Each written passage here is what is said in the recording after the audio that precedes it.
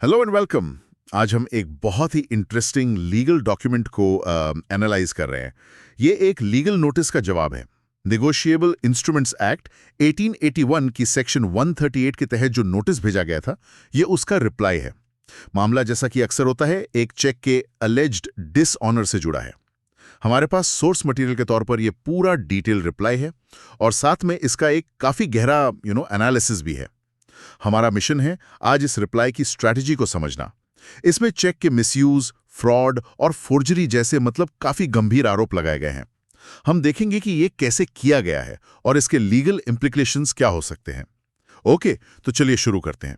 ये जवाब सिर्फ डिफेंस नहीं है, इसमें पलटवार, एक काउंटर अटैक की पूरी फील आ रही है। It seems quite aggressive. Reply के सेक्शन ए से ही शुरू करते हैं। शुरुआत बहुत बहुत फोर्सफुल है। इसमें कहा गया है कि नोटिस झूठे और तुच्छ तथ्यों फॉल्स एंड फ्रिवलस फैक्ट्स पर बेस्ड है। कंप्लेनेंट का क्लेम बिना किसी आधार यानी विदाउट एनी बेसिस का है और मनगढ़ंत तथ्यों कंकॉक्टेड फैक्ट्स पर गढ़ा गया है। और इतना ही नहीं, ये नोटिस को इमीडिएटली विड्रॉ करने और कंप्लेनेंट से बिना शर्त माफी अनकंडीशनल अपॉलॉजी की डिमांड भी करता है।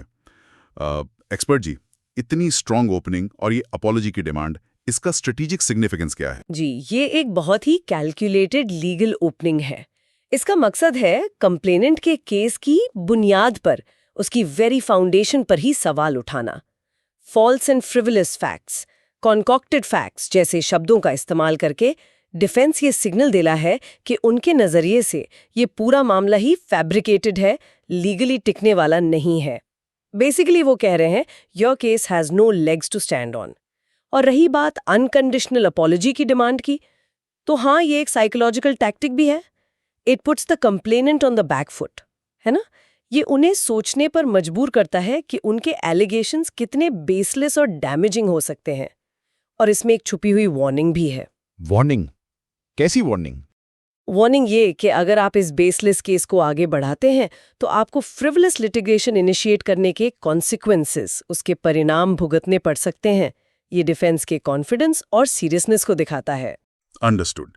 तो ये तो हुई ओपनिंग साल्वो, एक तरह से पिच तैयार कर दी गई है। अब आते हैं केस के कोर फैक्ट्स पर, जैसा कि क्लाइंट यानी नोटिस का जवाब देने वाले पक्ष ने सेक्शन बी में बताया है। उनकी स्टोरी तो बिल्कुल ही अलग है।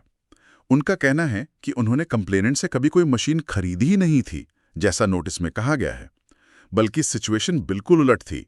कंप्लेनेंट ने अपने पुराने स्टॉक की आउटडेटेड मशीनें बेचने के लिए क्लाइंट से रिक्वेस्ट की थी कि वो उन्हें अपने दुकान पर डिस्प्ले के लिए रख लें, जस्ट फॉर डिस्प्ले।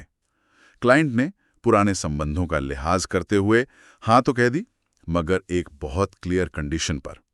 शर्त यह थी कि भुगतान तभी किया जाएगा जब वे मशीनें बिक जाएंगी। Payment would be made only after those machines were sold out. और बात यही खत्म नहीं होती। रिप्लाई ये भी कहता है कि मशीनें सिर्फ आउटडेटेड ही नहीं बल्कि मैकेनिकली फॉल्टी भी निकली।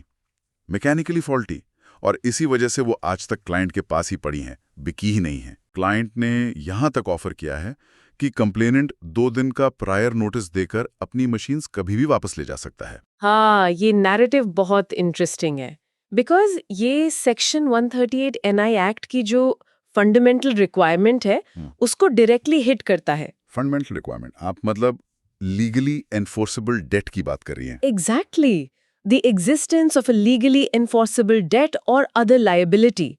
डिफेंस यहाँ ये एस्टैब्लिश करने की कोशिश कर रहा है कि जिस वक्त चेक दिया गया उस वक्त कोई डेट या लायबिलिटी एग्जिस्ट ही नहीं करती थी। अग्रीमेंट अगर कोई था भी तो वो प्योरली कंडीशनल था। मशीनें बिकेंगी तो पेमेंट होगी, बिकॉज द कंडीशन प्रेसिडेंट यानी मशीनों का बिकना वो कभी फुलफिल ही नहीं हुआ, क्योंकि वो फॉल्टी थी और बिकी नहीं, तो पेमेंट की लायबिलिटी कभी अराइज ही नहीं हुई।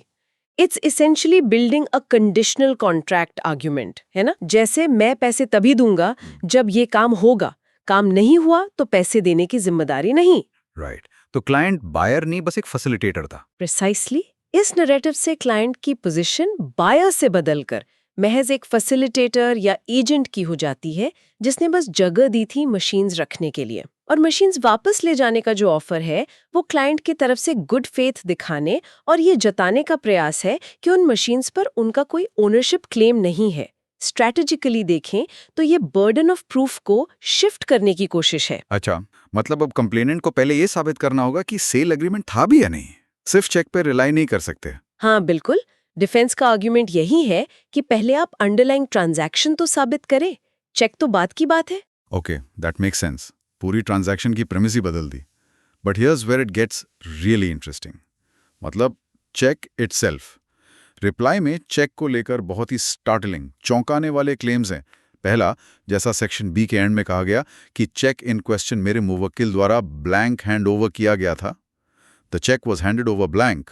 दूसरा, ये चेक क्लाइंट के एक्सप्लिसिट निर्देशों पर, और वो भी उन सभी मशीनों को बेचने के बाद ही इस्तेमाल होना था, upon instructions and only after selling the machines. तीसरा, सेक्शन सी में डायरेक्ट एलिगेशन है कि कंप्लेनेंट ने चेक का दुरुपयोग, मिसयूज किया है और क्लाइंट को धोखा, चीटेड किया है। And the most serious point, वो भी सेक्शन सी में है, चेक इन क्वेश्चन मेरे मुवक्किल के हस्तलेखन में नहीं है। The cheque is not in the handwriting of my client. ये नॉट इन हैंडराइटिंग वाला पॉइंट लीगली कितना एक्सप्लोसिव है। इन सारे एलिगेशंस का कॉम्बिनेशन क्या सिग्निफाई करता है? ये वाकई डिफेंस के सबसे क्रिटिकल और पोटेंशियली गेम चेंजिंग पॉइंट्स है। चलिए इन्हें ब्रेक डाउन करते हैं। ब्लैंक चेक का आर्ग्यूमेंट सेक्शन 138 केसेस में कॉमन है, लेकिन इसे साबित करना चैलेंजिंग हो सकता है। आर्ग्यूमेंट ये होता है कि चेक सिक्योरिटी के तौर पर दिया गया था, इमीडिएट पेमेंट के लिए नहीं। अगर डिफेंस ये एस्टैब्लिश कर पाता है कि चेक ब्लैंक था और उसे बिना ऑथराइजेशन के भरा गया, तो ये मिसयूज के क्लेम को सपोर्ट करता है। ओके, पर ये नॉट इन हैंडराइटिंग वाली बात? हाँ, ये एलिगेशन कि cheque is not in the handwriting of my client, ये मामले को ड्रामेटिकली एलिवेट कर देता है। ये सिर्फ मिसयूज की बात नहीं है, ये सीधा सीधा फॉर्जरी यानी जालसाजी की तरफ इशारा है। फॉर्जरी?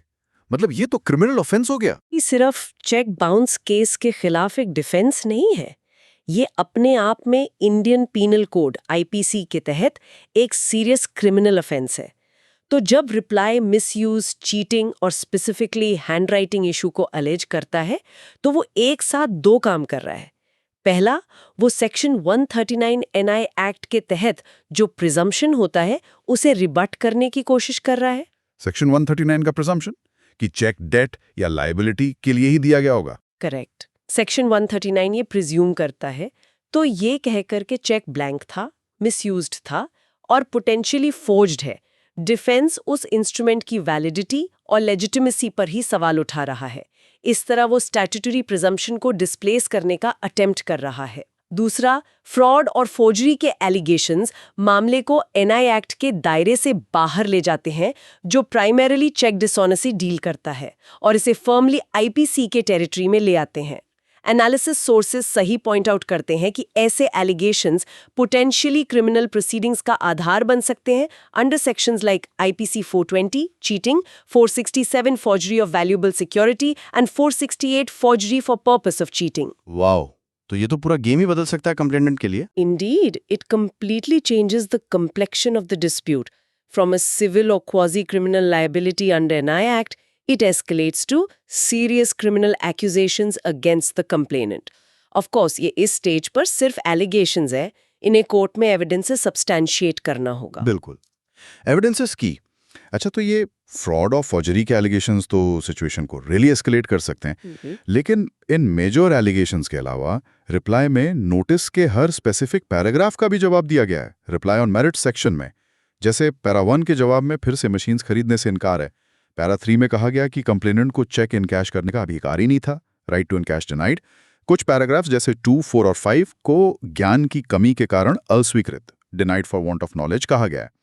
नाउ ये denied for want of knowledge कहना क्या सिर्फ एक लीगल फॉर्मेलिटी है, एक स्टैंडर्ड प्रोसीजरल रिप्लाई, या इसका भी कोई स्ट्रैटेजिक वेट है? Denied for want of knowledge, ठीक है, एक स्टैंडर्ड डिवाइस है लीगल प्लीडिंग्स में।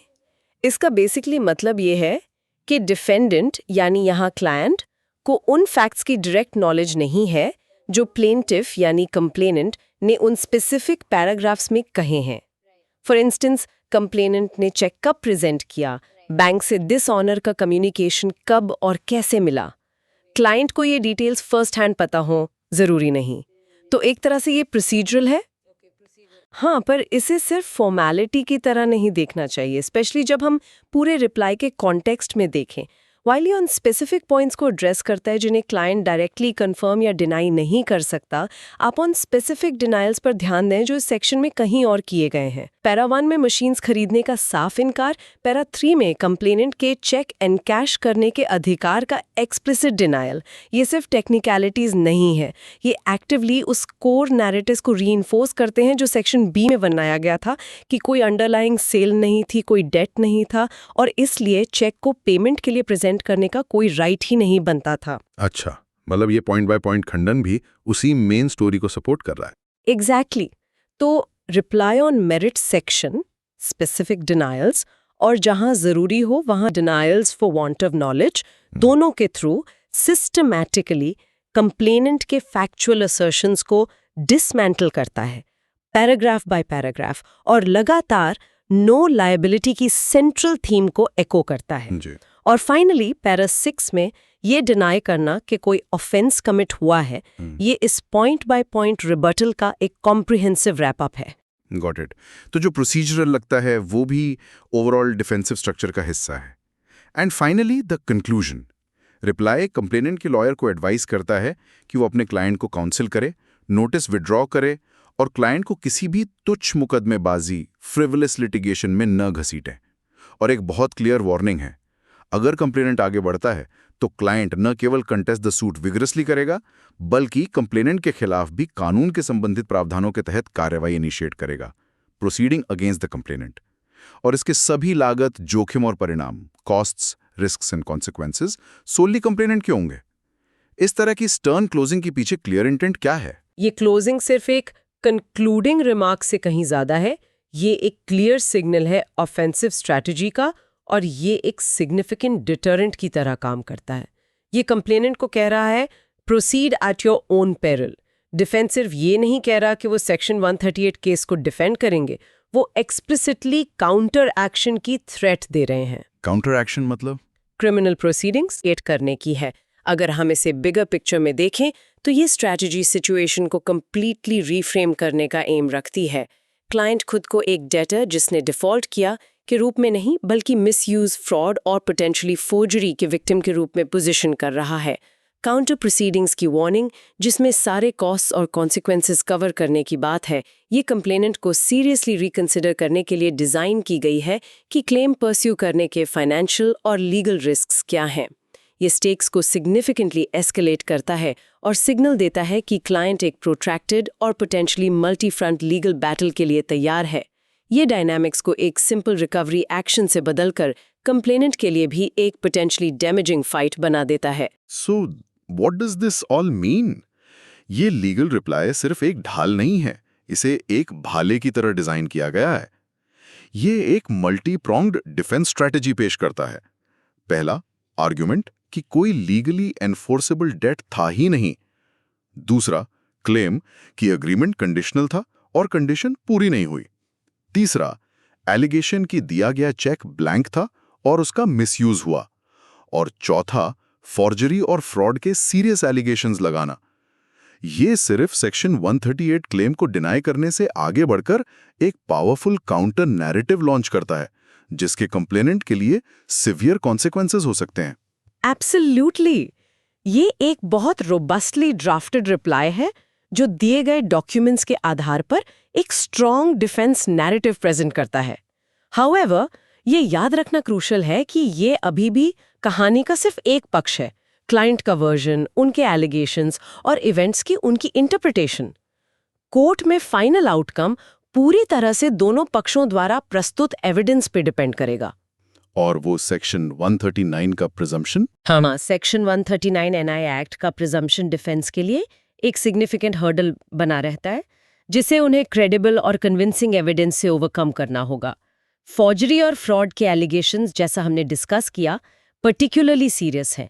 अगर डिफेंस इन क्लेम्स को सब्सटैंशिएट करने में कामयाब होता है तो कंप्लेनेंट के लिए कॉन्सिक्वेंसेस सिवियर हो सकते हैं जो सिविल लायबिलिटी से परे क्रिमिनल डोमेन तक जा सकते हैं। इट्स वर्थ नोटिंग, जैसा एनालिसिस सोर्सेज भी इम्प्लाई करते हैं, कि ये रिप्लाई फैक्चुअल असर्शंस और केस स्पेसिफिक एलिगेशंस पर हेविली फोकस करता है। सोर्सेज में स्पेसिफिक लीगल डॉक्ट्रिन्स या केस लॉ प्रेसिडेंट्स साइट नहीं किए गए हैं। इन आर्ग्यूमेंट्स को बोल्स्टर करने के लिए तो हमारा एनालिसिस प्योरली दिए गए रिप्लाई के टेक्स्ट पर बेस्ड है। This raises an important question. ये पूरी सिचुएशन जो एक चेक के इर्द गिर्द घूम रही है, जिसे एलिजेडली पुराने संबंधों या ट्रस्ट के आधार पर ब्लैंक दिया गया और फिर मिसयूज और फॉर्जरी के क्लेम्स सामने आए, ये वाकई सोचने पर मजबूर करती है। बिजनेस डीलिंग्स में ट्रस्ट और लीगल प्रूडेंस के बीच वो डेलिकेट बैलेंस कैसे बनाया जाए।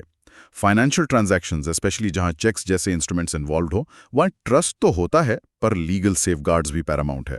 कोई कैसे नेविगेट करे, क्या प्रिकॉशंस लेने चाहिए, स्पेशली ब्लैंक चेक्स देते समय, भले ही नोन पार्टीज के बीच हो। Something definitely worth pondering.